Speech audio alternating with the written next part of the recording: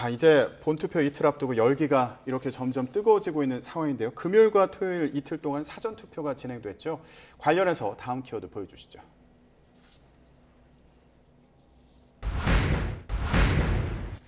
사전투표율 20.62%, 역대 최고. 네, 김준일 대표님. 예. 지방선거 사전투표율에서 역대 최고치가 나왔습니다. 이게 역대 그 투표를 보니까 지방선거 투표율은 점점 높아지는 그런 추세를 보이더라고요. 예. 그러니까 2000년대 초중반에 이제 최저치를 찍었다가 그때 점점 올라가고 있습니다. 그래서 그 이제 박근혜 대통령 탄핵 이후로는 거의 모든 선거들이 계속 이 90년대 이후로 최고치를 계속 찍고 있었거든요. 그만큼 정치적 참여율이 높았고 예. 정치적 효능감이 높아졌다라는 이제 볼 수가 있습니다. 다만 지금 역대 최고의 사전 투표율을 기록했다라고 하는데 지난 2018년 지방선거에 비해서는 0.5%포인트, 0.4, 0.5% 포인트밖에 차이가 안 나거든요.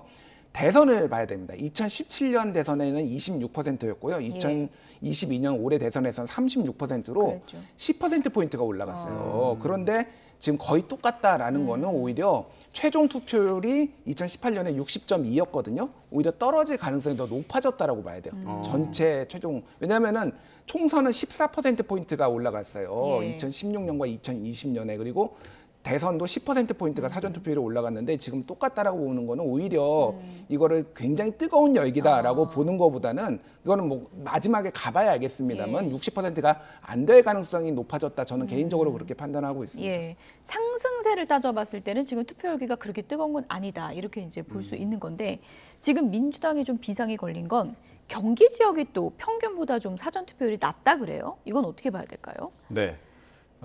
지금 투표율이 낮게 되면 이제 전통적으로 그러니까 워낙 이제 투표 참여율이 높은 고령층이 그래도 투표를 하는 거고 상대적으로 이제 청년층들 또 젊은 층들은 투표장에 좀 덜 나왔기 때문에 이런 결과가 이제 나온다라고 이제 보지 않습니까? 이제 최근에 물론 청년 표심도 보수 진보가 이렇게 좀 어떻게 보면 나뉘어 있는 그런 그 상황이어서 과거처럼 뭐 청년 투표율이 높아지면 뭐 진보 정당이 꼭 유리하다 이렇게 보기도 좀 어려운 그런 국면인데 이번 같은 경우에는 제가 보건대는 그래요. 나중에 이제 분석 결과가 이제 나올 테니까 그때 보면 알겠지만 지금 제가 보는 관점에서는 어찌됐건 진보 지지층의 참여율이 굉장히 지금 떨어져 있는 열기가 지금 굉장히 떨어져 있는 상황이다.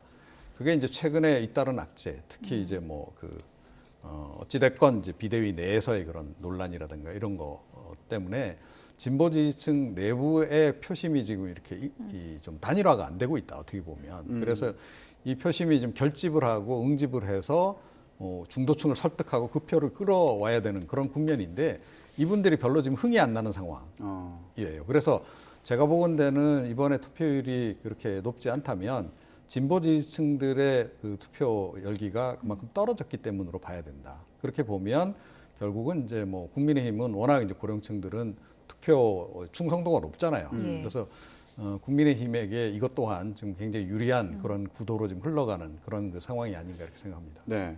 근데 또 국민의힘 입장에서는 강용석 후보가 완주한다는 거잖아요. 이게 또 변수로 작용할 수도 있어 보이는데 어떻게 볼 수 있을까요? 그러니까 진짜 모르겠습니다. 경기도는 뭐 여론조사 결과가 보면은 다 엎치락 뒤치락이고 오차범위 내고 그리고 강용석 후보의 지지율도 낮은 거는 한 2%에서 많은 거는 5%인데 그거를 만약에 김은혜 후보랑 합산할 경우에 김은혜 후보가 뒤지고 있는 것도 오차범위 내에서 경합으로 뒤지고 있는 것도 엎어지는 뭐 이런 막 있어서 이게 막판에 그런데 이런 부분들은 있어요. 확실히 예전에 이런 후보들이 여론조사에서 받았던 표와 실제 이제 득표를 보면 꽤 차이가 많이 났거든요. 그런 부분들을 본다라면은 김은혜 후보가 조금 불리한 국면도 있지만은 이거는 진짜 막판에 선거를 해봐야 된다라는 거고.